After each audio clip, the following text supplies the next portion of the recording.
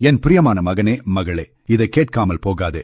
உன் வாழ்க்கையை மாற்றிப் போடப் போகும் ஒரு பெரிய செய்தியை நான் உன்னிடம் சொல்ல வேண்டும். வேதனையான காத்திருப்பின் காலமும் தடைகளும் முடிவுக்கு வருகின்றன. பரலோகம் இன்று உனக்கு இதை அறிவிக்கிறது. நேரம் வரும்போது அது நடப்பதற்கு பிறகு அதிக நேரம் எடுக்காது. மற்றவர்கள் முன்னேறுவதை பார்த்து நீ சோர்ந்து போயிருக்கலாம். ஆண்டவரே, எப்போது என் முறை வரும் என்று நீ சத்தமில்லாமல் அழுது கேட்டிருக்கிறாய். நீ பொறுமையுடன் காத்திருந்தாய், அமைதியிலும் என்னை விசுவாசித்தாய், ஏமாற்றங்களுக்கு மத்தியிலும் என்மேல் நம்பிக்கை வைத்தாய். இதோ ஏசாயா 60:22 மூலம் நான் உனக்கு உறுதி அளிக்கிறேன். காலமான போது கர்த்தராகிய நான் அதை தீவிரமாய் நடப்பிப்பேன். இது அதிர்ஷ்டத்தாலோ அல்லது தற்செயலாகவோ நடப்பதல்ல. இது என்னுடைய அமானுஷ்யமான தலையீட்டினால் நடக்கிறது.